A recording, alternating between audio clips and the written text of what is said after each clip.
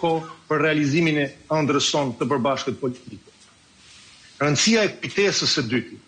Kujtesa e cila po vinitet gjithmonë e më shumë dhe mbi gërmadhat e së cilit është ngritur sistemi i konfuzionit të përhershëm në Shqipëri. Kujtesa për të mos harruar rolin që ka luajtur Partia Demokratike nëpërmjet një doktrine të politikës së jashtme kurajoze në një kohë teje të vështirë, nëpërmjet një qëndrueshmërie krah Kosovës në çdo hap drejt pavarësisë së saj. Përpara se të vazhdojmë me diskutimet me anëtarët e panelit tonë të nderuar, ju ftoj të ndjekin filmin dokumentar Mirënjohja është parametër i fisnikrisë njerëzore, i përgatitur në nderim të veprës së historianit anglez Sir Noel Malcolm, Kosova, një histori e shkurtër. Si dhe ndikimin që ky libër ka patur në ndërgjegjësinë e bashkësisë ndërkombëtare për ndërhyrjen ushtarake të forcave të NATO-s ndaj saqeve ushtarake jugoslave, gjë që solli dhe çlirimin e Kosovës më 12 qershor 1999 dhe më pas më 17 shkurt 2008 shpalljen e pavarësisë së Republikës Kosovës. Le të ndjekin në fillim filmin dhe më pas do të kemi një lidhje të drejtë për drejtë me autorin e librit Kosova, një histori e shkurtër e Sir Noel Malcolm. Ju falenderoj dhe ju uroj një shikim të këndshëm të lidhjes.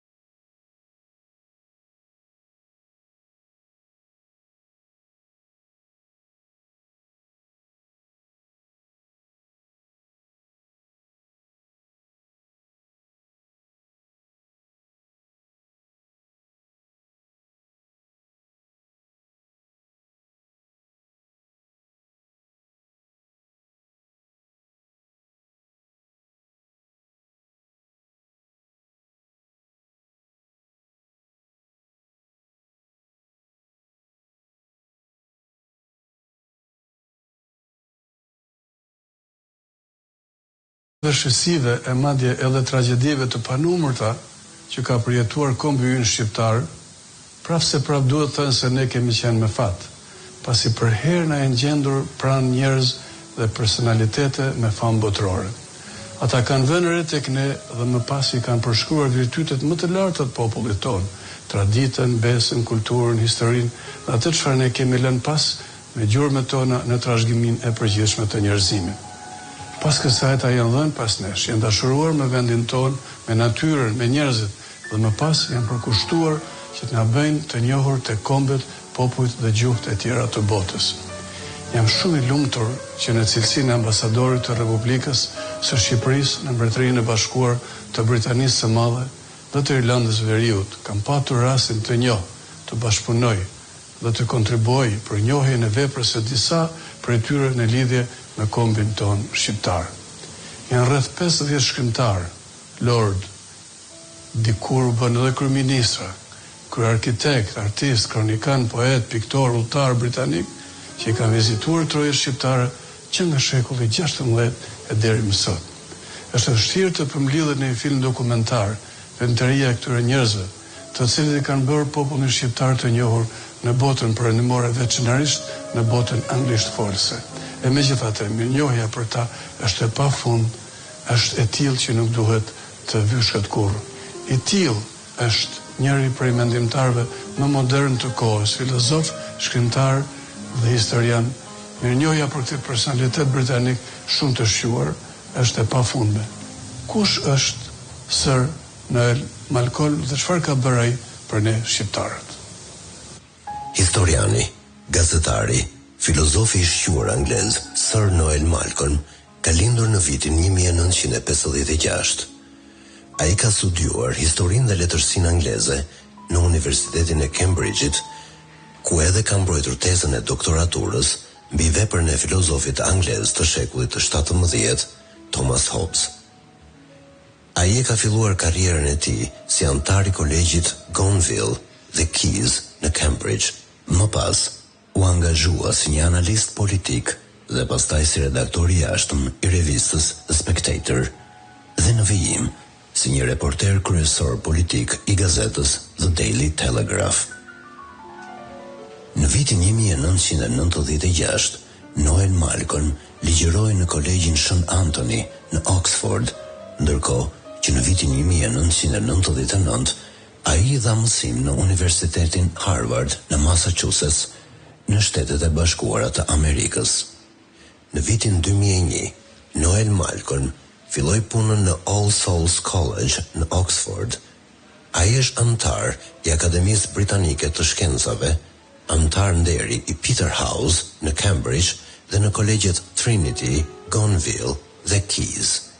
Noel Malcolm është antar jashtëm i Akademisë së Shkencave dhe Arteve të Republikës së Kosovës dhe antar nderi i Akademisë së Shkencave dhe Arteve të Republikës së Shqipërisë.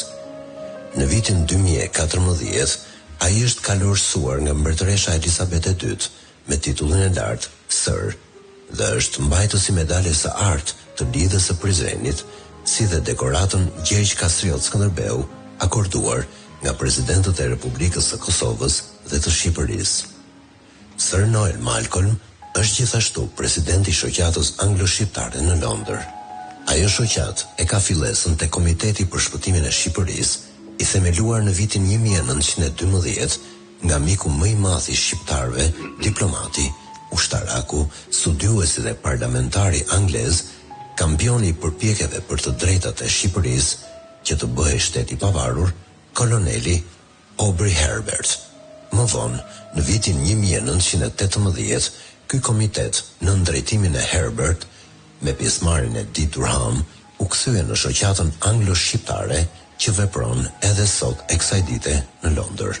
Midis të tjerash, Malcolm është autor i librave të mëposhtëm: George Enescu, biografi; Dei Dominis, biografi; Thomas Hobbes, Leviathan; Origjina e gjepurave angleze; Aspektet e Hobbes; John Pell, filozof anglez i shekullit të 16; Arsyet e shtetit; Bosnia, një histori e shkurtër; Armiqt e dobishëm.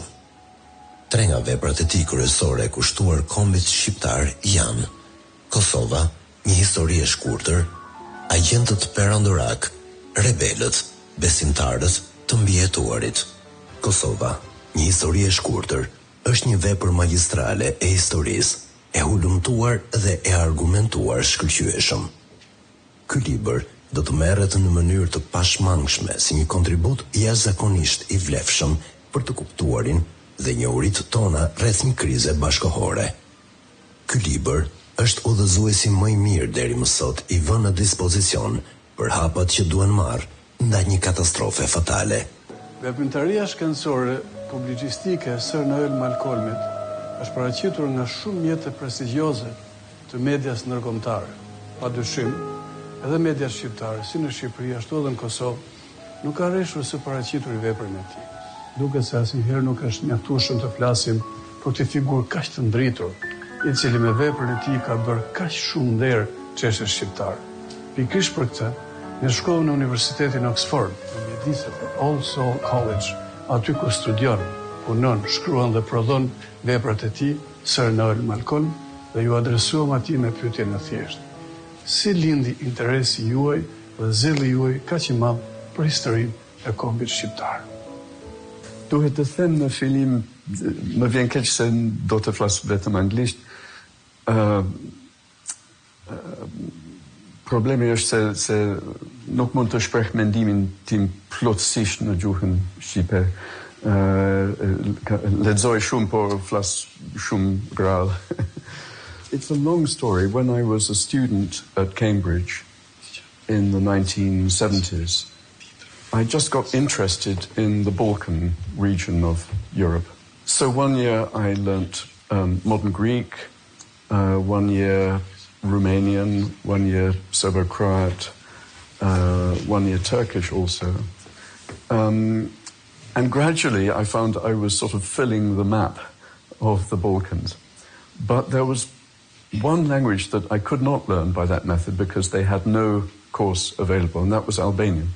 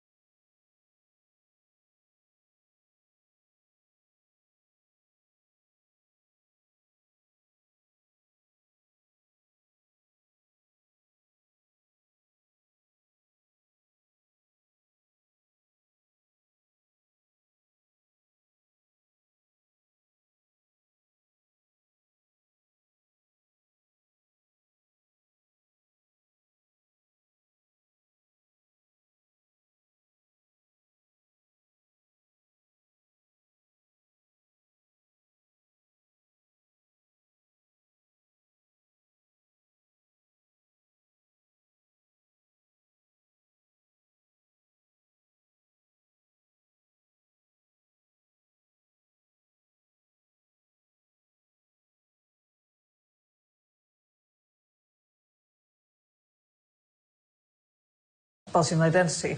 And Noel just dismantled all of that. So he's got no fear in taking on accepted ideas and just seeing whether they're true and saying so. Well, the biggest impetus really was the political situation in Kosovo and the fact that I became involved in public debate and commentary on the situation in Yugoslavia long before then. And because I knew Serbo-Croat, I was sort of following quite closely events in Yugoslavia. And when the war started in Bosnia, I wrote a lot about that.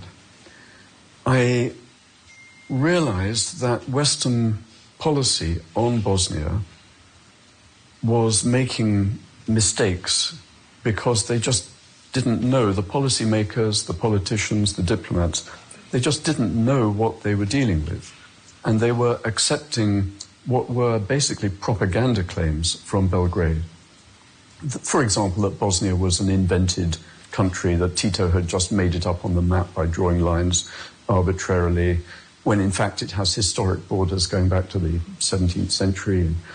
The claim that, you know, they were all really Serbs historically, which again is ridiculous. And I realized that you could not blame the politicians for making these mistakes because they could not just go to a bookshop and find a book on the history of Bosnia that would explain the realities. There was nothing available. So one day I just thought, well, I will write the book myself. And so very quickly I wrote a history of Bosnia. I say quickly, it took me 1 year.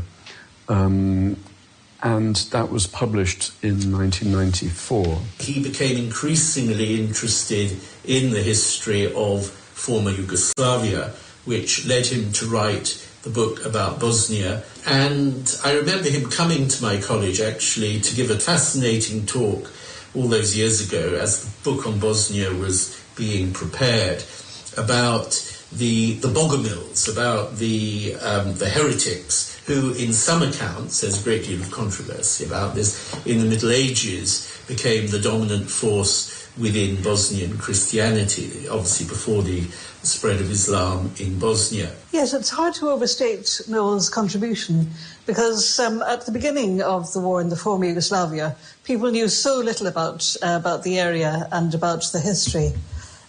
Michel Lenny wrote a book, The Destruction of Yugoslavia, at the start of the conflict.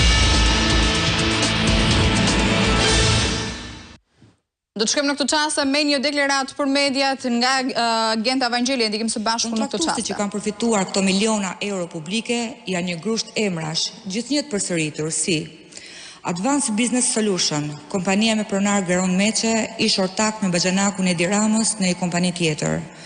Intek plus SHPK i Ilir Beqes, kaluar te ortaku dhe Datalog SHPK e këtij të fundit. Alpha Services SHPK, kompania Xhaxhaj të Blendit Çuçit, Fatos Çuçi. Albanian Satellite Communications apo Alisa Albania e Dulagve dhe ortaku dikurshëm ish sekretari përgjithshëm i Ministrisë Mbrojtjes Arjan Kraja.